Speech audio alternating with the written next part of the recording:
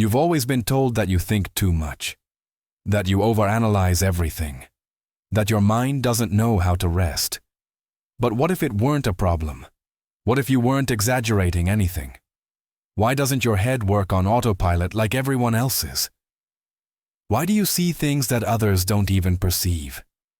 And more importantly, why does thinking like this sometimes feel so lonely? Stay, because what's coming can completely change the way you see yourself. If you've ever felt that your way of thinking doesn't quite fit with the world around you, it's no coincidence. While many people live by reacting, improvising, and letting life pass them by, there are others whose minds never fully shut off. Not because they are anxious, not because they are broken, but because they are processing reality at another level. This content isn't about overthinking. It's about understanding why your brain works differently and why that, even if it hurts sometimes, is a sign of depth.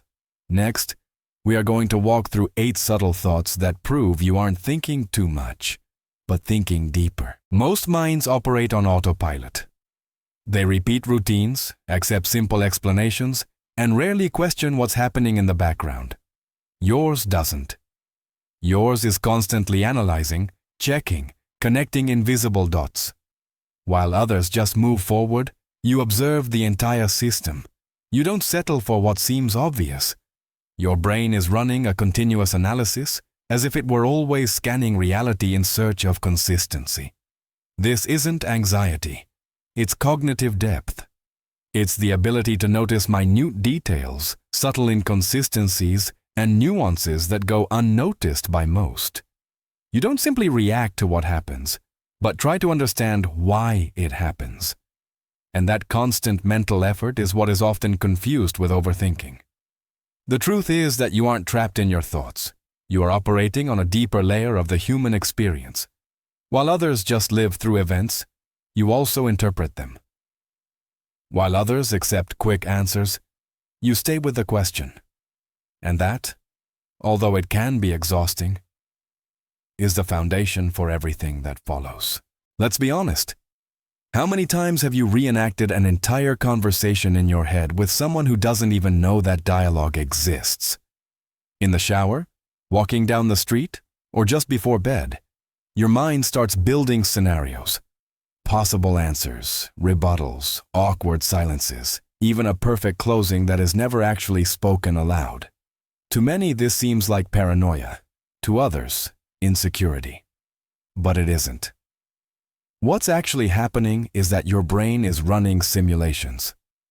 Your prefrontal cortex isn't anticipating a catastrophe. It's searching for clarity. You aren't preparing for conflict. You're preventing ignorance from taking you by surprise. While most people improvise their words, you've already mentally walked the entire path of the conversation, from the beginning to the potential consequences. People who think deeply don't simply react to life. They pre-experience it. They relive situations before they happen, not out of fear, but for understanding.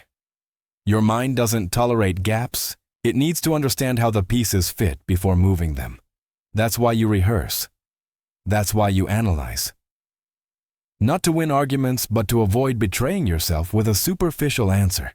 This isn't about overthinking. It's a form of intellectual defense. It's your brain making sure that when the moment comes, you won't speak from confusion, but from awareness. And even if no one ever hears those well-rehearsed words, the process itself says a lot about the depth with which you live every interaction. While others get swept up in the scene, you're left wondering why the camera tilts slightly, why the light changes just at that moment, or what the silence between 2 sentences is really trying to say. Everyone is excited about the outcome, and you are reading the story being told underneath the story. It's not that you don't enjoy the movie, it's that you experience it in a different way. Your mind doesn't consume content, it dissects it. It recognizes patterns, interprets symbols, and connects aesthetic decisions with emotional states. Where others see entertainment, you see structure. You see intention. You see a thesis hidden behind every shot. And that isn't pretentious. It's a natural consequence of a mind that doesn't settle for the surface. This way of perceiving art makes even leisure into a mental exercise. Netflix can be exhausting, not because there's a lack of options, but because your brain never fully turns off. While others simply watch, you read the visual narrative as if it were an additional language. And in a way, it is. You aren't watching a movie. You're interpreting an experience. You're understanding the hidden language of images, colors, and rhythms. And although that sometimes takes you away from simple enjoyment, it also allows you to access levels of meaning that most people never perceive. To you, art isn't observed. It's deciphered. Someone is upset, and although you rationally know you didn't do anything to cause it, a small voice appears in your head. What if you said something wrong? What if your tone was different? What if you could have done something differently? It's not low self-esteem. It's not a need to please. It's something much deeper. Your mind is programmed to understand cause and effect. It analyzes every interaction as if it were a complex system, where any small gesture can generate invisible consequences. You don't look for blame, you look to understand the impact. That's why, even when logic says you aren't responsible, your brain keeps exploring possibilities. Psychologists call this affective empathy overload. Your mirror neurons don't just allow you to understand other people's pain, they absorb it. You feel what others feel almost as if it were your own. Studies from the Max Planck Institute show that people with high empathy have greater activity in the insular cortex, the brain region related to emotional contagion. In other words, you are neurologically designed to feel more. The hard part is that you carry emotions that don't belong to you. The powerful part is that you understand something many ignore, that every action, every word, every silence generates waves. In a world where few think beyond themselves, that deep sensitivity is a strength that often disguises itself as a burden. It's 2 a.m. You're trying to sleep. Everything is silent. And suddenly, without warning, your mind decides to replay that moment from 10 years ago when you said something inappropriate, mispronounced a word, or embarrassed yourself in front of someone important. It's not a fuzzy memory. It's high definition, with surround sound, with every gesture, every look, every second of awkwardness intact. This happens because people who think deeply don't store memories superficially. Your brain doesn't just save what happened, but how it felt. Your hippocampus doesn't file events. It builds a complete emotional database. Scientists call this autobiographical memory specificity. You don't remember more because you want to torture yourself. You remember more because your mind learns through detail. Research shows that those who have this type of memory usually score higher in emotional intelligence, while others need to repeat the same mistake several times to learn. For you, a single experience is enough, recorded with almost painful precision. Your brain makes sure it doesn't happen again. The past isn't haunting you, it's training you. Although it feels like punishment, it's actually a protective mechanism, an intense, sometimes cruel way of inner growth.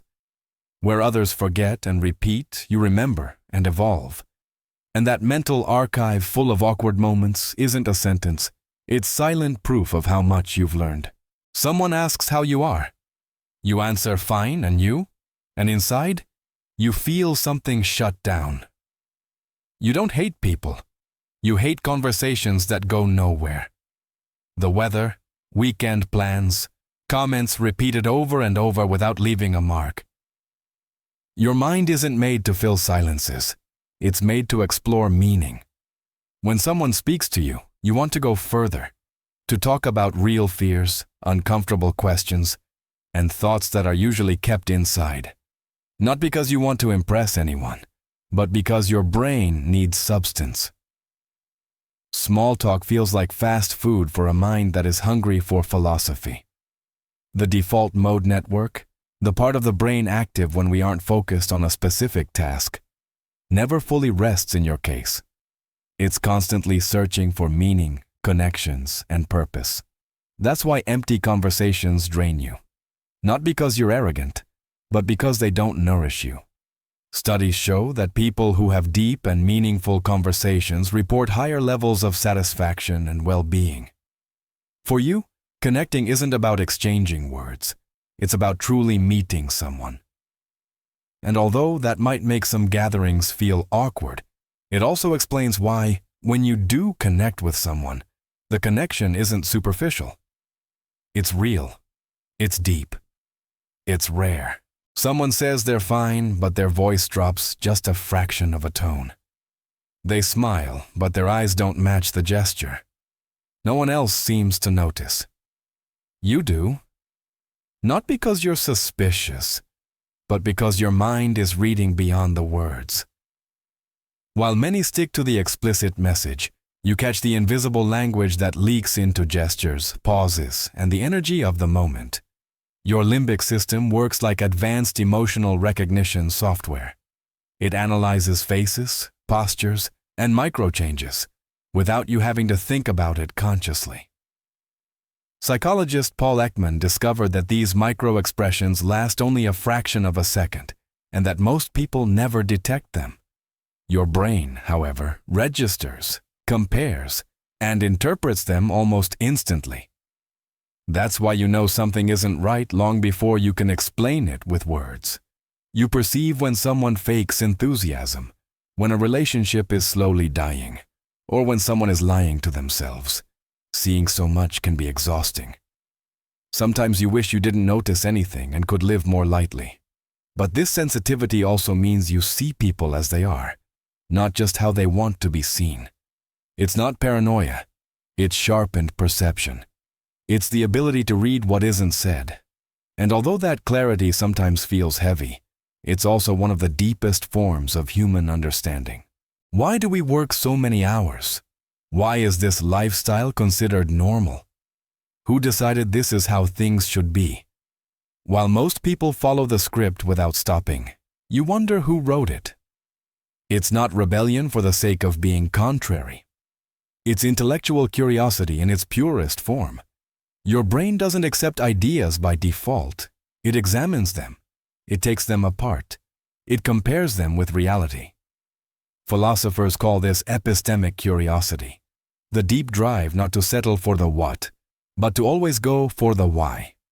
Studies show that people with high levels of this type of curiosity have greater activity in the anterior cingulate cortex, the region responsible for detecting conflicts between what we expect and what actually happens. Where others find security in tradition, you find questions. And yes, that can make you the uncomfortable person in some conversations.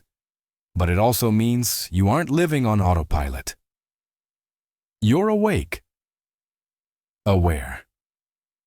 Observing the structure of the world instead of just occupying a place within it.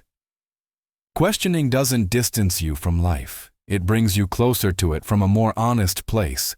And although thinking like this is tiring at times, it's also the reason you don't settle for empty answers. Here is the core of it all. You don't just experience life. You're aware that you're experiencing it. As you listen to these words, a part of your mind observes how you're listening to them. You analyze your attention, your reactions, and your own thoughts. You are thinking about the very act of thinking. This is called metacognition, and it's one of the clearest characteristics of deep minds. Most people live immersed in the experience. You, additionally, observe yourself living it. It's like having a director's commentary running constantly in your head. This can be exhausting, even isolating, because you can rarely turn off that extra layer of awareness. But it's also what allows you to understand yourself at a level that many never reach. Neuroscientists have discovered that this metacognitive ability is directly related to the density of gray matter in the prefrontal cortex. The more you reflect on your own mental processes, the more that region of the brain physically develops. You aren't just introspective. You are shaping your consciousness with every conscious thought. Living like this can feel heavy, sometimes lonely, But it's also why you don't just exist. You study life as you live it. You don't just pass through the world. You understand it from the inside. If you've recognized yourself in several of these points, there's something important you should know. You aren't broken. You aren't exaggerating. You aren't overthinking. You're simply operating on a different frequency. A frequency that not everyone can or wants to reach. Thinking deeper means feeling more, seeing more, and sometimes carrying more weight than seems fair. Yes, it can be lonely. But the world doesn't need more people who think less. It needs people who question, who understand, and who feel with intensity. People like you. Thank you for staying until the end. Now go forward. And if you start thinking about all this again, don't worry. That's also part of who you are.